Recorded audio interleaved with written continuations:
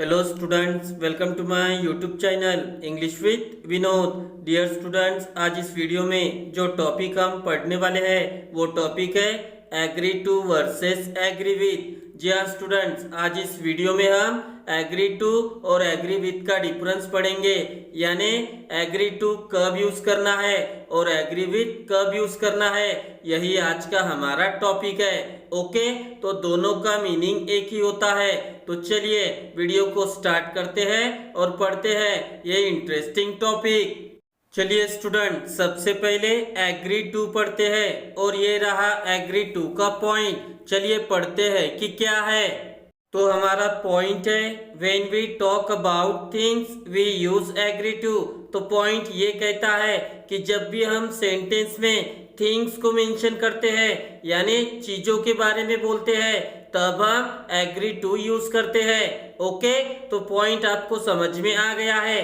चलिए अभी एग्जाम्पल के साथ इस पॉइंट को, यानी इस टॉपिक को, इस फ्रेजल वर्ब को हम अच्छे से पढ़ते हैं। ओके, ये रहे एग्जाम्पल स्टूडेंट। चलिए रीड करते हैं कि क्या है। हमारा पहला एग्जाम्पल है मैं इस रिपोर्ट से सहमत हूँ। तो देखिए स्टूडेंट, सेंटेंस में कौन सा मीनिंग आया है? सहमत होना, और यही एग्री टू का मीनिंग है। ओके, और ये रही इसकी इंग्लिश क्या है? I agree to this report. तो सेंटेंस में रिपोर्ट के बारे में बोला जा रहा है और रिपोर्ट थिंग्स ही है, इसलिए मैंने क्या यूज किया है? Agree to. तो जब भी आप सेंटेंस में थिंग्स को मेंशन करोगे तो आपको यूज करनी है एग्री टू, ये फ्रेजल वर्ब। ओके, चलिए अभी सेकंड एग्जांपल देखते हैं।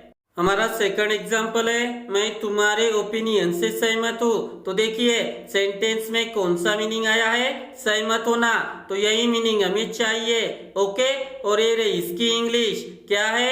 आई एग्री टू यूर ओपिनियन। तो सेंटेंस में आपके ओपिनियन की बात हो रही है, मतलब आपके विचारों की, और विचार तो थिंग्स ही है, इसलिए मैंने सेंटेंस में क्या यूज किया है? Agree to.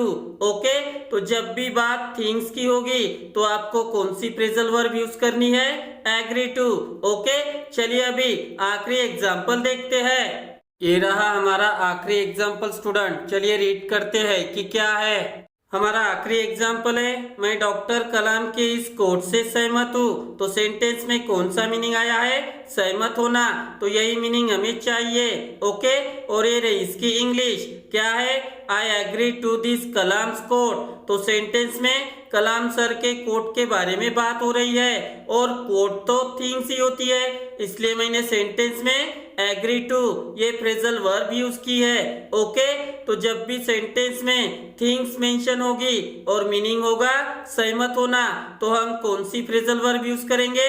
Agree to. Okay, चलिए अभी एग्री विथ की तरफ मूव करते हैं। ये रहा एग्री विथ स्टूडेंट। चलिए रीड करते हैं कि क्या है।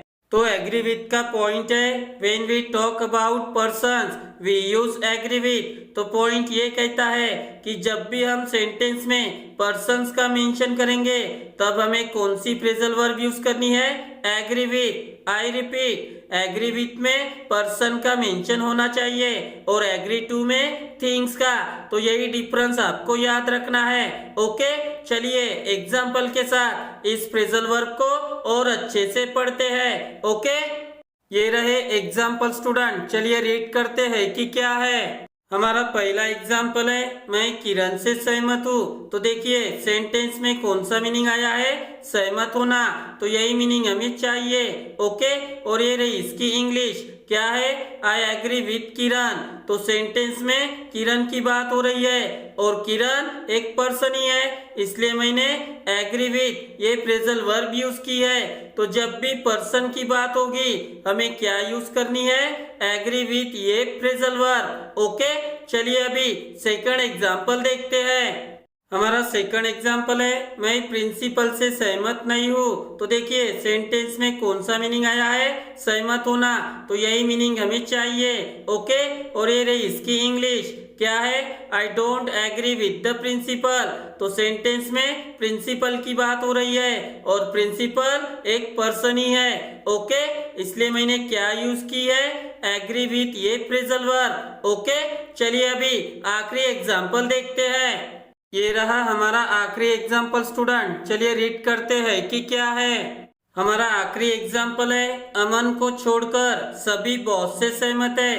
तो देखिए सेंटेंस में कौन सा मीनिंग आया है, सहमत होना, तो यही मीनिंग हमें चाहिए। ओके, और ये रही इसकी इंग्लिश, क्या है, everyone agrees with the boss except Aman. तो सेंटेंस में बॉस की बात हो रही है और बॉस तो पर्सन ही होते हैं, इसलिए मैंने कौन सी फ्रेजल वर्ब यूज की है, एग्री विद। ओके स्टूडेंट्स, आप सोच रहे होंगे कि यहाँ पर एग्रीज क्यों आया है, एग्री क्यों नहीं आया है। तो देखिए स्टूडेंट, अगर आपके सब्जेक्ट इस तरह के होते हैं, किस तरह के, everyone everybody, someone somebody, anyone anybody, known nobody, तो इनके साथ जो वर्ब फॉर्म आएगी उसको हम यस या यस लगाते हैं। और इसके लिए आपको सिंपल प्रेजेंट टेंस और डू और डस पर मेरी वीडियो देखनी होगी, वहां पर मैंने फुल एक्सप्लेनेशन दिया है। ओके, तो स्टूडेंट्स आज हमने एग्री टू और एग्री विथ का डिफरेंस पढ़ा।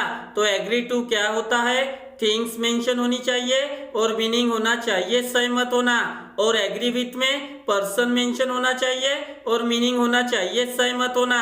ओके, तो मैं आशा करता हूँ कि आपको आज की ये वीडियो पसंद आई होगी। अगर पसंद आई हो तो प्लीज लाइक कमेंट शेयर और मेरे चैनल को सब्सक्राइब जरूर करें मेरे आने वाले वीडियो को देखने के लिए। Okay, thank you very much.